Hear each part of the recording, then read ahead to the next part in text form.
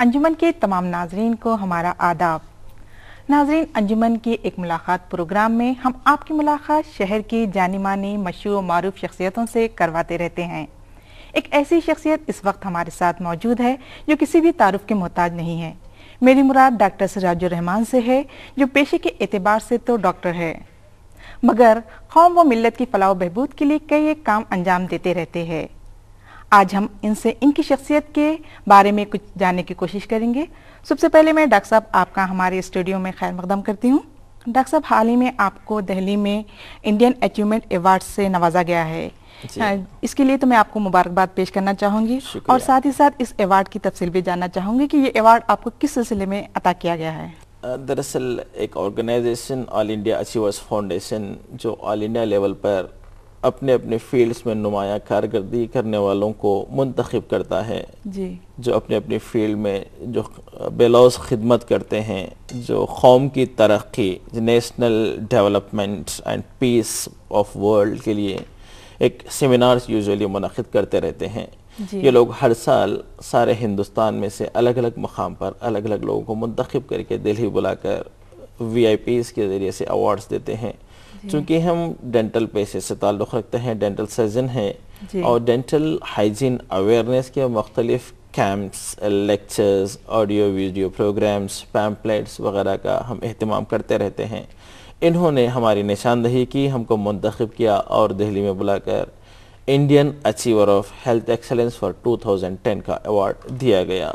جی doctor صاحب، آپ کئی جیسے ہیلتھ کیمپ منعقد کرتے رہتے، ابھی بتایا، تو اس کے بارے میں کچھ بتائیے کہ ایکچولی ڈینٹل ہائیجین عموماً لوگ یہ سمجھتے ہیں کہ دانت کی بیماریاں دانت تک محدود رہتی ہیں، لیکن ایسا نہیں ہے۔ جو ڈینٹل فوکئی آف انفیکشن ہوتا ہے، جو دانت کا کیڑ جو جانا جاتا ہے، یہ دانت کا کیڑ خون میں ابزارب ہو کر جسم کے دوسرے اعضاء کو، دل، دماغ، گردے وغیرہ کو سب کو نقصان پہنچاتا ہے، اور یہ ہارٹ اٹیک کا باعث بنتا ہے، مائیوکارڈل انفارکشن کا باعث بنتا ہے، مسوڑوں سے خون کا جانا دل کی بیماری کو متاثر کرتا ہے، خصوصاً وہ مریض جن کا حالیہ آپریشن ہوا ہو جسم کے کوئی بھی عضو کا، وہاں جو اورل کیوٹی میں جراثیم ہوتے ہیں اس مقام کو جا کر دوبارہ اس ڈیزیز کو اگریویٹ کرتے ہیں۔ اس لیے ہارٹ اٹیک کا دوبارہ ہونا، دل پر حملہ جس کو کہا جاتا ہے، یا آنکھ متاثر ہونا، یا گردوں پر پتھری وغیرہ کا متاثر ہونا، یہ تمام چیزیں دانت کی بیماری سے ریلیٹڈ ہوتی ہیں۔ اس لیے اورل ہائیجین مینٹین کرنا ہم کو بہت ضروری ہے۔ اس اویئرنیس کے لیے ہم مختلف کیمپس، لیکچرز، آڈیو ویڈیو وغیرہ کا اہتمام کرتے ہوئے عوام میں یہ چیز بتانے کی کوشش کر رہے ہیں، ان میں شعور پیدا کرنے کی کوشش کر رہے ہیں۔ جی ایک تو یہ کہ دانت جو اللہ کی بے لوث نعمت ہے، اس کی حفاظت کرنا، دوسرا دانت کے معمولی امراض کے لیے دانت کو نکلوانا غلط ہے، اور دانت کے امراض دانت تک ہی، منہ تک محدود نہیں ہوتے، یہ سارے جسم کو متاثر کرتے ہیں، اس کے لیے ہم کیمپس منعقد کرتے ہیں۔ جی ڈاکٹر صاحب، آپ ایک مذہبی گھرانے سے تعلق رکھتے ہیں، اور آپ کے والد جناب غلام نبی شاہ نقشبندی کی جانب سے قائم کردہ ادارے کے اغراض و مقاصد کیا ہے، اس کے بارے میں ہمارے ناظرین کو بتائیے۔ جی، میرے والد محترم حضرت مولانا غلام نبی شاہ نقشبندی کا ہی تو فعل ہے کہ ہم اس دین کی قربت سے وابستہ ہو گئے۔ یہ ہمارا خون کہیے، یا صحبت کا اثر، یا محبت جو ورثے میں ہمیں ملا ہے۔ ایکچولی دین دنیا دو مختلف چیزیں نہیں ہیں۔ دنیا کی کام کرتے ہوئے اگر دین سے جڑے رہیں گے تو ہماری دین و دنیا دونوں چیز کی بھلائی ہے، اور ہم اس دنیا میں جس چیز کے لیے آئے ہیں اس کو حاصل کر کر آخرت کی ہمیشہ والی زندگی سنوارنے کے لیے دنیا داری چھوڑنا نہیں ہے اور دین سے دوری کرنا نہیں ہے۔ اسی لیے ہمارے والد محترم ایک تو شاہ ایجوکیشن سوسائٹی چلاتے ہیں، اور ایک دعوتی ادارہ بھی چلاتے ہیں جو مختلف عنوانات پر، مختلف پہلوؤں پر غور و خوض کرتا ہے۔ مختلف چھوٹے چھوٹے کتابچے، سی ڈیز، لیکچرز، مجالس وغیرہ کے ذریعے سے میرے والد محترم غلام نبی شاہ نقشبندی محنت کر رہے ہیں۔ وہ بہت بڑے دین کے داعی ہیں، اور انہی کی طفل کو آگے بڑھا کر ہم آگے پیش کرتے ہیں، مختلف لوگوں میں، خصوصاً ابنائے وطن میں اسلام کے بارے میں جو غلط فہمیاں ہیں اس کا ازالہ کرنا، اور اسلام ایک ایسا مذہب ہے جو سکون اور پیس چاہتا ہے، اس کے لیے جو بھی چیزیں ہو رہی ہیں اس کی غلط فہمیوں کو دور کرنا ہمارا مقصد ہے۔ اس کے لیے ہم ہر زبان میں، خصوصاً آندھرا کے ہیں، تیلگو میں، ہندی میں، انگلش میں، اردو میں، عربی میں چھوٹے چھوٹے کتاب سے نکال کر عوام الناس تک بغیر کسی فائدے کے پہنچاتے رہتے ہیں۔ صاحب، آپ پیشے کے اعتبار سے تو ڈاکٹر ہے اور ساتھ ہی ساتھ تبلیغ کا کام انجام دیتے رہتے ہیں، تو آپ ان دونوں میں کس طرح سے بیلنس رکھتے ہیں اور آپ کس طرح سے ان دونوں کا کام انجام دیتے رہتے ہیں؟ ایکچولی جیسے آپ کو کہا، دین دنیا سے الگ نہیں ہے۔ ہم مریض کو اگر کہتے ہیں تو سب سے پہلے یہ بتاتے ہیں مریض کو، دیکھیے جو اوپر والا آپ کو بہترین دانت دیا ہے، صحت دیا ہے، اس کو پان، گٹکا، نرمولی، چھالیا، ایسی چیزوں سے آپ اس کو استعمال کرنے کے بجائے آپ اچھی چیزیں استعمال کریں گے تو آپ کی ٹوٹل ہیلتھ برقرار رہے گی۔ اس کے علاوہ اگر تم جو مذہب کے ماننے والے ہوں، کوئی بھی ہوں، کون سا بھی مذہب یہ نہیں کہتا کہ اچھی صحت کو اپنے عادات سے خراب کریں۔ اگر اچھی عادت رہے گی تو اورل ہائیجین اچھا مینٹین ہوگا، اورل ہائیجین اچھا رہے گا تو سارے جسم کی حالت بہتر رہے گی۔ صحت مند آدمی تندرست ہوتا ہے، جیسا کہ غالب کہتے ہیں، تنگ دستی ہزار ہو غالب، تندرستی ہزار نعمت ہے۔ صحت مند اور تندرستی رکھنے کے لیے جسم کے لیے دانت کا صحت مند ہونا بہت ضروری ہے۔ جب دانت کا صحت مند ہو جائے گا تو وہ غذا اچھی طرح چبائے گا، غذا جب اچھی طرح چبا کر کھائے گا تو پھر پورے جسم کو ریکوائرڈ نیوٹریشنز پہنچیں گے تو پھر وہ صحت مند رہے گا۔ اس لیے ہم یہ کہتے ہیں کہ دیکھو، جو بھی پیشے میں تم رہو، اس پیشے میں رہتے ہوئے دین کی تبلیغ کرو اور حقائق بتا دو کہ دیکھیے یہ صحیح راستہ ہے، یہ غلط راستہ ہے۔ صحیح راستہ اپناؤ گے تو کامیاب رہو گے، اگر غلط راستہ اپناؤ گے تو تمہارے صحت کے لیے تم ہی وبال جان بن جاؤ گے۔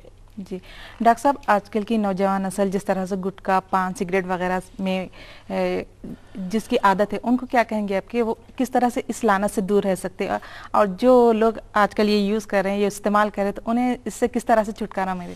یہ بہت اچھا سوال کیا آپ نے۔ آج کل جو ہم ینگسٹرز کو دیکھتے ہیں between the age of 15 and 35، دو they do the hard work every day، ہر روز محنت سے کچھ اگر 100-150 کماتا ہے تو اس کا 20-30% حصہ پان پراگ، گٹکا یا 1000 وغیرہ خرید کر وہ استعمال کرتا ہے۔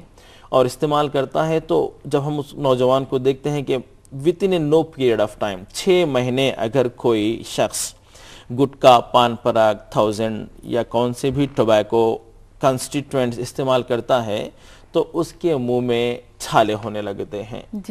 یہ چھالے ہونا ہی اس کے لیے ایک وارننگ ہے۔ اگر ایسے وقت اگر وہ چھوڑ کر دانتوں کے ڈاکٹر سے رجوع ہوگا تو ہم اس کو صحیح طریقے سے دانت کا علاج اور مشورہ دے کر اس عادت سے چھٹکارا دلا سکتے ہیں۔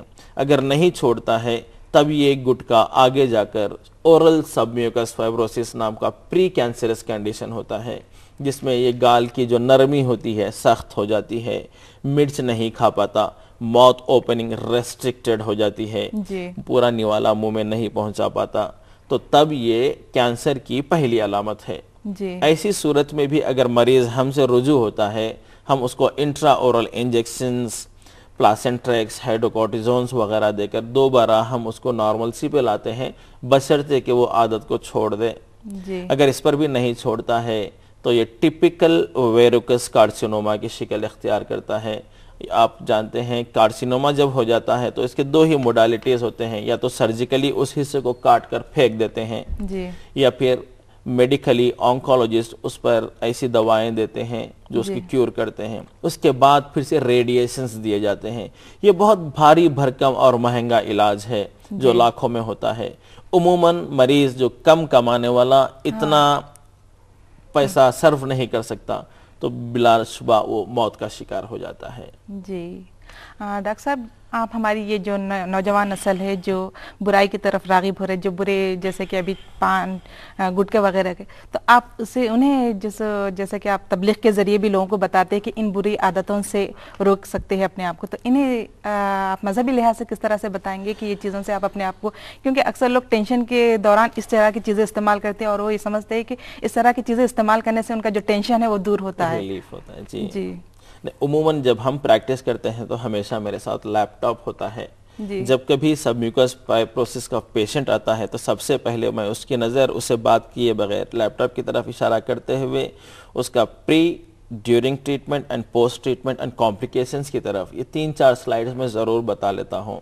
ये स्लाइड्स देखकर ही वो इतने ख़तरनाक होते हैं कि post operative and during procedure cases मरीज़ के दिल में, एक तो हम दुनियादारी से या दीनदारी से उसके दिल में हैबत बिठाना, इट्स टफ टास्क। जी हाँ। जब हम उसको फिगर्स बताते हैं, देख इतनी सेहतमंद वाला मरीज, इसका मौत ओपनिंग इस तरह हो गई और इसने नहीं छोड़ा तो इसको ट्रीटमेंट के बाद ये मौत इख्तियार करना पड़ा, या उसकी चेहरे की शक्ल बिगड़ गई, या लाखों रुपए पेश करना पड़ा, तो ये जब वो देखता है तो usually I can say that at least 30 to 40% of the patient will get rid of these bloody habits. Doctor साहब, आप ये तिब्बी शोबे के अलावा जो दीनी खिदमत अंजाम देते इसके बारे में कुछ बताइए हमारे नाज़रीन को। एक्चुअली जैसा कि मैंने कहा आपसे कि दीन दुनिया अलग नहीं है। जी। जो भी फारिग औकात होते हैं तो ये मजहब का पेशा सिर्फ मौलवी मुल्लाटों का ही नहीं, ये हर पढ़ा लिखा आदमी अपने भाई की फ़िक्र करे, अपने आबनाए वतन की, अपने कोलीग्स की, पड़ोसी की फ़िक्र करे। इसके लिए हम लेक्चर्स मुनक़िद करते हैं और जुमा के मुख्तलिफ़ मकामात पर 4 मुख्तलिफ़ शहर की बड़ी मसाजिद में, जामे मस्जिद सनत नगर, संजीव रेड्डी नगर और मस्जिद पाएगा बशीरबाग और सुन्नीपरा सिकंदराबाद की मसाजिद में जुमा से क़बल में खिताबत भी करता हूँ और इमामत भी। इसमें हम हर मुद्दे पर एक एक पर्टिकुलर टॉपिक पे नौजवानों में ये अवेयरनेस पैदा करते हैं। देखो, माँ बाप की खिदमत ऐसी करनी चाहिए, बातिल रसूमात, घोड़ा झोड़ा जो शादी रसूमात में किए जा रहे हैं इसराफ, ये इस्लाम ने इसको छुड़वा दिया है। बातिल रसूमात को तोड़ने के लिए तुम आए हो। पर्टिकुलर टॉपिक पर हम जुमा के दिन अवाम में अवेयरनेस पैदा करते हैं। इसके अलावा किताबचे मुख्तलिफ जो कुछ भी हमने कहा उसको इन रिटर्न उनके लिए पेश करते हैं। जब छोटी छोटी किताबें नौजवान पढ़ेगा तो घर जाकर इसका तस्करा करेगा तो घर में भी दावत पहुंच जाएगी। अपने पड़ोसियों का, अबनाए वतन का और हमारे गैर मुस्लिम भाइयों का जो कुछ हमें हक दिया गया है उस पर हमें उनसे बर्ताव करना है, हमारे से कैसे उनको ख़रीब करना है, उनसे ताल्लुक़ात कैसे, पड़ोसी के हुकूक़ क्या हैं, ये तमाम चीज़ें हम ऑडियो, सीडीज़, पैम्पलेट्स और बुकलेट्स के ज़रिए से पहुंचाते हैं। डॉक्टर साहब, आजकल के दौर में लोग मज़हब से दूर हो रहे हैं, दुनियावी काम काजों में इतने मसरूफ़ रहे हैं कि वो अपने मज़हब और अपने दीन के मालूमात से दूरी इख्तियार कर रहे हैं, तो आप उनके लिए क्या मशवरा देंगे?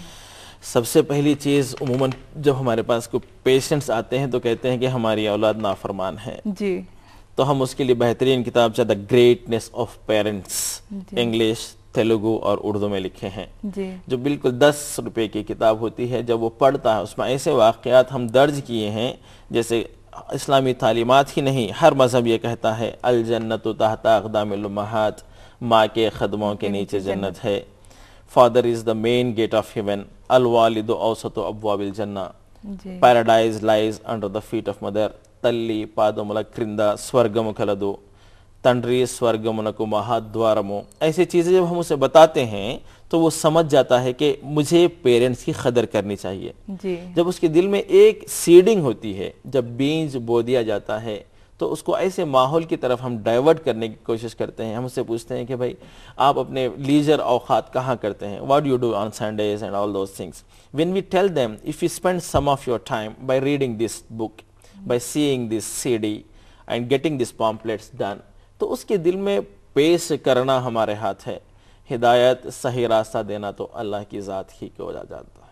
जी डॉक्टर साहब, आपका बहुत बहुत शुक्रिया कि आप यहाँ पर आए और हमारे नाज़रीन को काफ़ी मालूमाती चीज़ें बताए और आज वो आपकी शख्सियत के बारे में शायद मेरे ख्याल से काफ़ी कुछ जानने लगे होंगे।